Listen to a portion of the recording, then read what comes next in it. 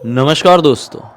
मुंबई के बांद्रा इलाके में एक परिवार के साथ ऐसी दिल दहला देने वाली भूतिया घटना घटी कि लिटरली बता रहा हूं, आज नहीं तो कल इस टॉपिक के ऊपर, इस घटना के ऊपर बॉलीवुड में फिल्म जरूर बनेगी और इतनी डरावनी बनेगी कि जो कोई भी देखेगा यही कहेगा कि ये फिल्म तो लिटरली कॉन्जरिंग को टक्कर दे रही है।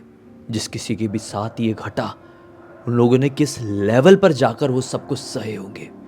लोग कई सालों तक इमेजिन कर करके उस बात को दाद देंगे भाई। दरअसल ये घटना एक क्रिश्चियन परिवार के साथ आज से कुछ साल पहले घटी थी। इस क्रिश्चियन परिवार में कुल मिला के 6 लोग रहते थे।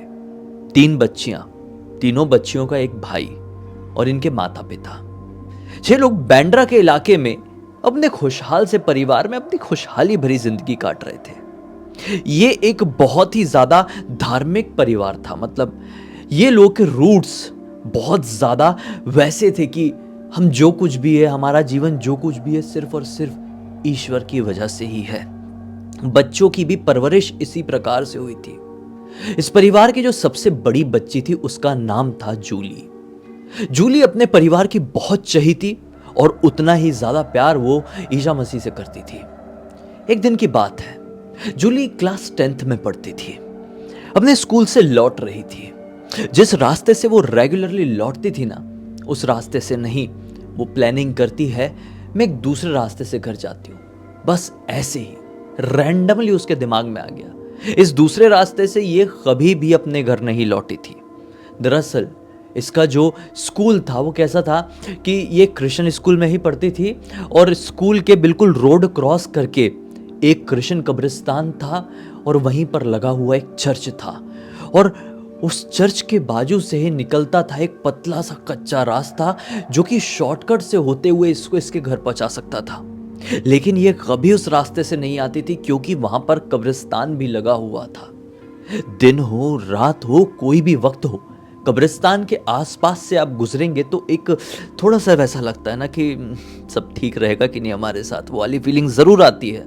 इसी वजह से जूली कभी भी उस रास्ते से नहीं गुजरती थी। लेकिन आज उसका मन किया।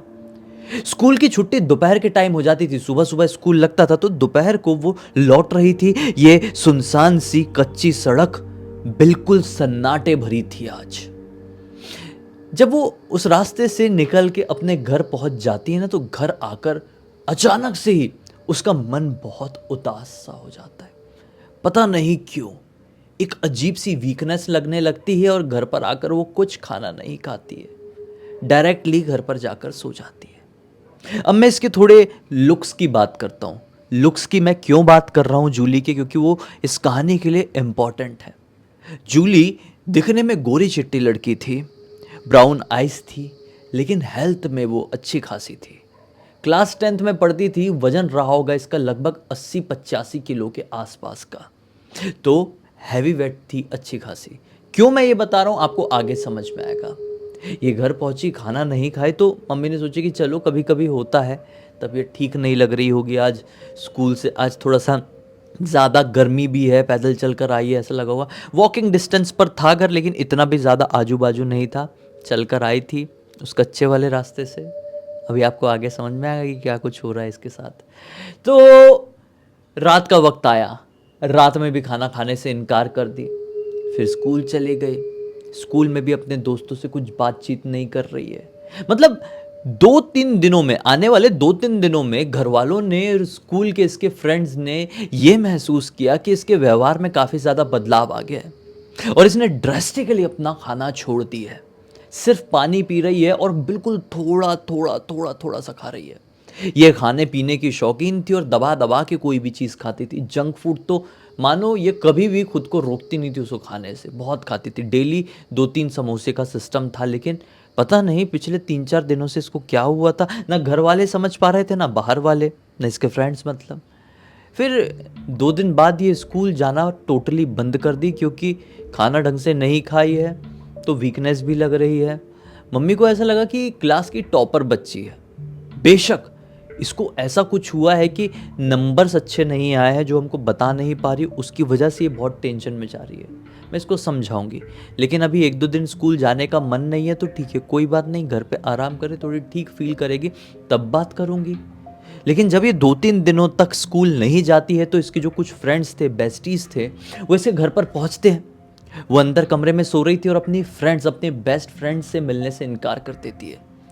तो जूली की मम्मी बाहर बैठाती है फ्रेंड्स को और उनसे बात करती है कि बच्चों, तुमको कुछ समझ में आ रहा है, इसका व्यवहार कुछ चेंज सा लग रहा है क्या स्कूल में?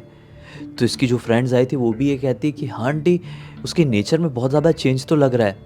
हम कुछ भी खाने पीने की बात करते हैं तो बिल्कुल नहीं खाती है, हमसे कुछ बात नहीं करती है, सिर्फ बैठे बैठे एक तरफ देखती रहती है। टीचर भी पढ़ा रही होती है तो बोर्ड में भी नहीं देखती है। कई बार टीचर ने डांटी भी, पनिशमेंट भी दी, लेकिन कुछ रिएक्ट नहीं। चेहरे में मान लो किसी बात का कोई खुशी नहीं, किसी बात की कोई गम नहीं, सिर्फ एक्सप्रेशन लेस होकर एक जगह देखती रहती है। आंटी, कुछ तो ऐसा है जो हम समझ नहीं पा रहे हैं। कि इतने में इसकी एक फ्रेंड बोलती है, यार शायद ऐसा हो सकता है उसको उसी क्लास में, मतलब हम लोगों को छोड़ के बाकी सारे बच्चे सब मोटी मोटी बोलते हैं, तो ये कारण हो सकता है कि उसको इस बात का बहुत टेंशन हो गया है। किसी मतलब स्पेशल टाइम में उसको किसी ने मोटी बोल दिया हो, किसी स्पेशल पर्सन के सामने किसी ने उसको मोटी बोल दिया हो, तो वो चीज़ उसने दिमाग में बैठा ली है, वो बहुत टेंशन में चली गई और इसने खाना वाना छोड़ दिया। ये बात मम्मी को भी बिल्कुल सही लगती है और जूली के बाकी फ्रेंड्स को भी बिल्कुल सही लगती है कि सिस्टम सारी मोटी का ही है। मोटी मोटी सुन के बचपन से वो फ्रस्ट्रेट हो गई है और अब उसको खाना नहीं खाना है, किसी भी कंडीशन में पतली होना है। लेकिन जो फ्रेंड समझ रहे थे, जो घर वाले समझ रहे थे, मामला ऐसा नहीं था। 2-3 दिन हो चुके थे स्कूल ना जाते हुए। अब वो खाना भी पूरी तरीके से छोड़ चुकी थी। मम्मी ने सोची कि डॉक्टर के पास लेकर जाती हूँ। डॉक्टर के पास जब ले जाया जाता है तो डॉक्टर साहब बताते हैं कि इसके प्लेटलेट्स और हीमोग्लोबिन हद से ज़्यादा कम हो चुका है, हद से ज़्यादा। इसको 2 दिन हॉस्पिटल में ही रखना पड़ेगा। इसको पूरी बॉटल दवाइयाँ वगैरह लगेगी तभी ये ठीक हो पाएगी। इसका वजन भी ड्रास्टिकली चेंज हुआ है बहुत तेज़ी से, तो इसको आपको स्पेशल अटेंशन देने की ज़रूरत है। थोड़ी वेल्दी फैमिली से थे ये लोग, पैसे वाली फैमिली से, तो इसको अच्छे हॉस्पिटल में रखा जाता है, एक बड़े हॉस्पिटल में। उस हॉस्पिटल का मैं नाम नहीं बोलूँगा क्योंकि प्रॉब्लम होगी। एक प्रसिद्ध हॉस्पिटल में रखा जाता है आने वाले 2-3 दिनों के लिए। तब क्या था कि ऐसे ना हॉस्पिटल में ध्यान रखने वाले नर्सेज होते हैं, स्टाफ होता है, तो हॉस्पिटल के लोग बोल देते हैं कि ठीक है, इतनी भी कोई सीरियस तबीयत ख़राब नहीं है, आप लोग घर पर जाकर सो सकते हैं। बांद्रा में ये हॉस्पिटल था, बांद्रा में इनका घर था, तो ये सब लोग घर आ जाते हैं और बच्ची हॉस्पिटल में ही है, एडमिट है, और ये सब लोग अपने अपने कमरे में आकर सो गए हैं। मतलब बच्ची, जूली के जो भाई बहन हैं, जूली के जो मम्मी पापा हैं, इसकी छोटी बहन को प्यास लगती है रात के वक्त। उसी रात जिस रात को जूली हॉस्पिटल में एडमिट है, उसको प्यास लगी, वो अपने कमरे से उठी, दरवाज़ा खोली है और जैसे ही वो किचन की तरफ गई, अरे भाई, जो किचन का फिल्टर रखा हुआ है ना पानी वाला, उस फिल्टर के सामने बाल वाल खोल के ऐसा बिल्कुल ऐसा हाथ नीचे करके जूली खड़ी और बच्ची के मुंह से चीख निकल गई। कौन बच्ची? जूली की बहन के मुंह से बहुत जोर से चीख निकल गई, क्योंकि जूली की बहन को बहुत अच्छे से मालूम है कि जूली तो हॉस्पिटल में एडमिट है, रात के 2:30 बजे वो घर पर क्या कर रही है और ऐसी हालत में खड़ी हुई है। बहुत जोर से चीखी और घर के सारे लोगों की नींद खुल गई। अब सब भागते भागते आए और जूली को देखे, जूली यहाँ पर कैसे? उसके जैसे शरीर को हाथ लगाए तो शरीर बर्फ की तरह ठंडा पड़ा हुआ है। उससे बार बार सवाल कर रहे हैं कि जूली तू कैसे आई, कैसे आई? जूली कुछ नहीं बोल रही और बेहोश हो गई। अब ये बात जूली के मम्मी पापा कैसे सहेंगे? एक बड़े हॉस्पिटल में वो एडमिट थी, उसकी तबीयत बहुत खराब थी। उस बड़े हॉस्पिटल ने ये लापरवाही कैसे किया कि जूली वहां से निकल गई? गुस्से में धमधमाते हुए वहां पर पहुंचे, जूली को लेकर, बच्चों को लेकर सब लोग। हॉस्पिटल वाले बोलते हैं कि ये कैसे हो सकता है, यह असंभव है। सीसीटीवी कैमरा चेक किया गया और जूली लिटरली अपने वार्ड से, अपने प्राइवेट रूम से उठ के बाहर निकली थी और किसी ने भी उसे नहीं देख पाया था। रात के वक्त ही जब वो अपने घर पर दिखी थी, उससे ठीक 1 घंटे पहले वो हॉस्पिटल से निकली थी। हॉस्पिटल से वो कैसे घर तक पहुंची इस चीज़ की जानकारी नहीं थी, लेकिन हॉस्पिटल के ऊपर जूली के पापा अच्छे से चढ़े कि बोले ये ध्यान रखते हो आप अपने पेशेंट्स का, इस भरोसे पर आप पेशेंट्स के घर वालों को बोलते हो कि आप जाओ घर पर आराम करो हम देख लेंगे, ये देख रहे हो आप हमारी बच्ची को कुछ हो गया रहता तो। फिर भी हॉस्पिटल वालों ने उसे चेक वेक किया, लेकिन नहीं, बोले हमको चेक नहीं कराना है, हमको यहाँ से नाम कटवाना है, बस हम लेके जा रहे हैं अपनी बच्ची को, हम देख लेंगे। उसे घर पर लेकर आया गया। अब देखो इतनी भागा दौड़ी हो गई थी, इतना चिल्ला चोट हो गई थी, तो जूली के फ्लैट के बाजू में एक और परिवार रहता था। ये एक मुस्लिम परिवार था।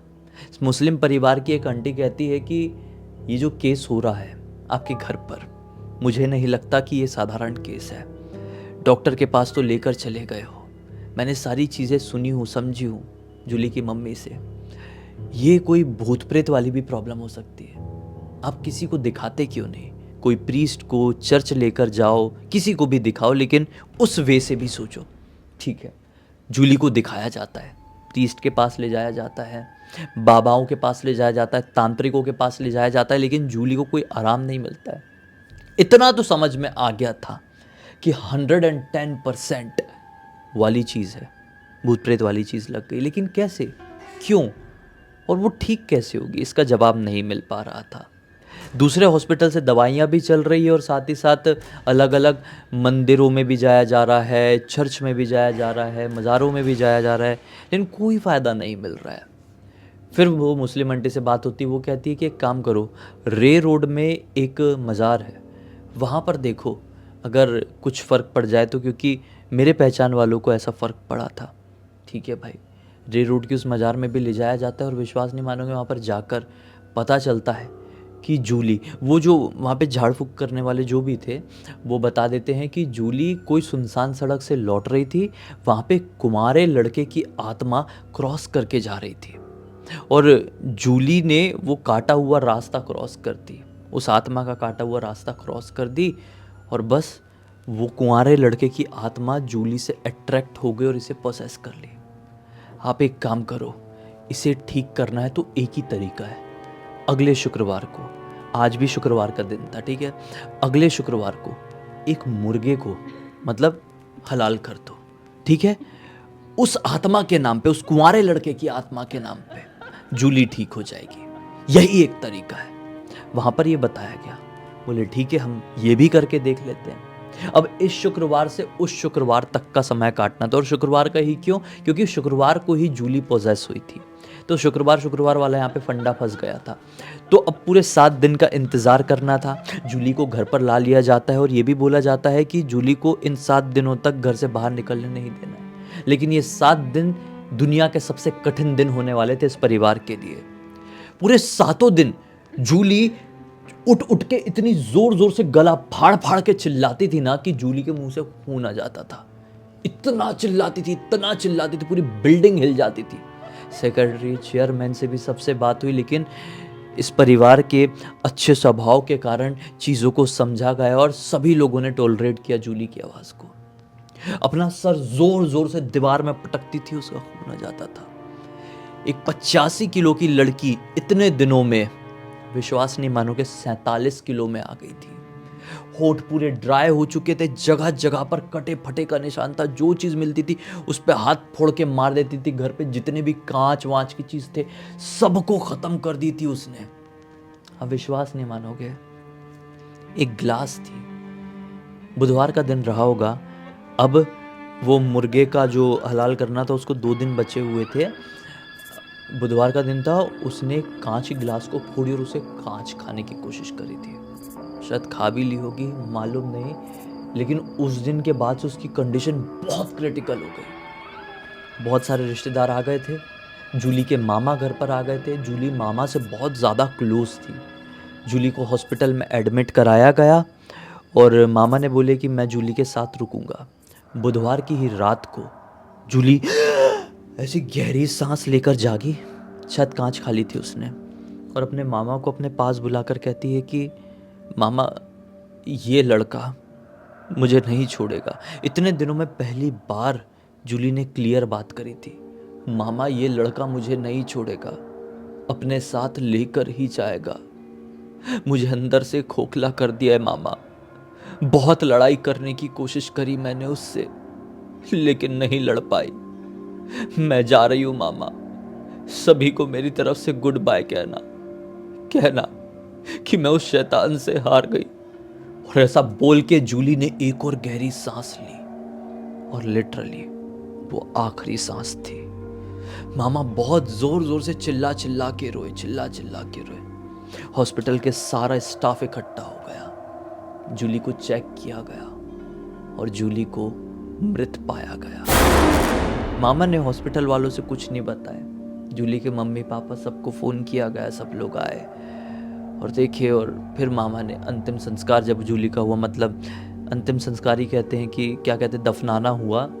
और फिर मामा जी ने ये बात सभी को बताए और सभी लोगों ने बोले कि हमने हर एक लेवल पे ट्राई कर लिए थे, हर एक लेवल पे डॉक्टरों के पास गए, कहाँ कहाँ गए यार, कुछ फ़ायदा नहीं हुआ। आखिरकार वो जान लेकर चले गया। मतलब शायद एक ही चीज़ हम नहीं कर पाए, वो था एग्जॉर्सिज्म। एग्जॉर्सिज्म करना इतना आसान भी नहीं होता है।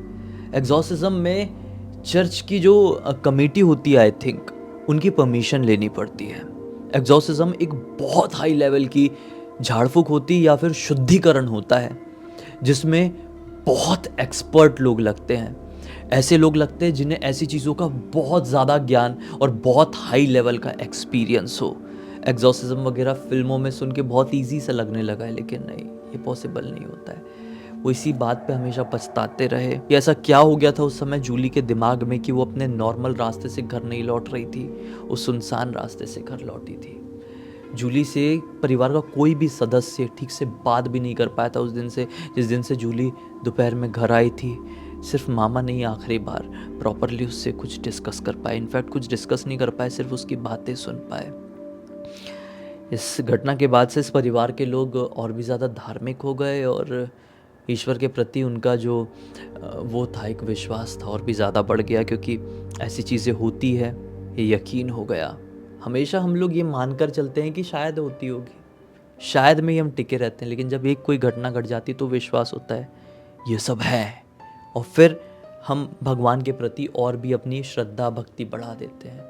ऐसी हुई इस पूरी घटना की जानकारी मुझे जूली के ही एक क्लासमेट लड़के ने इंस्टाग्राम पर लिख कर भेजा। उसका नाम है राकेश। मैंने सोचा आप लोगों को बताऊं और एक अच्छी सीख दूं। सीख क्या मिली है आप समझ ही रहे हैं। मनोरंजन की बात मैं आज नहीं करूंगा क्योंकि बहुत सीरियस मुद्दा था। बस इसी एक नोट के साथ इस कहानी का अंत करता हूँ। अब तक इस वीडियो को देखे हैं तो लाइक ज़रूर कर देना, चैनल को सब्सक्राइब करके बेल आइकन दबा के ऑल के ऑप्शन में क्लिक करना, क्योंकि इसी तरह के हैरान कर देने वाले खौफनाक वीडियोस डेली आप लोग के सामने लेके आता रहता हूँ। इंस्टाग्राम की लिंक इस वीडियो के डिस्क्रिप्शन बॉक्स में मिल जाए, क्लिक करके डायरेक्टली वहाँ पर पहुँच जाना। और इसी तरह की कोई भी कहानी, टॉपिक या जानकारी आप लोग के पास भी है तो लिख भेजना।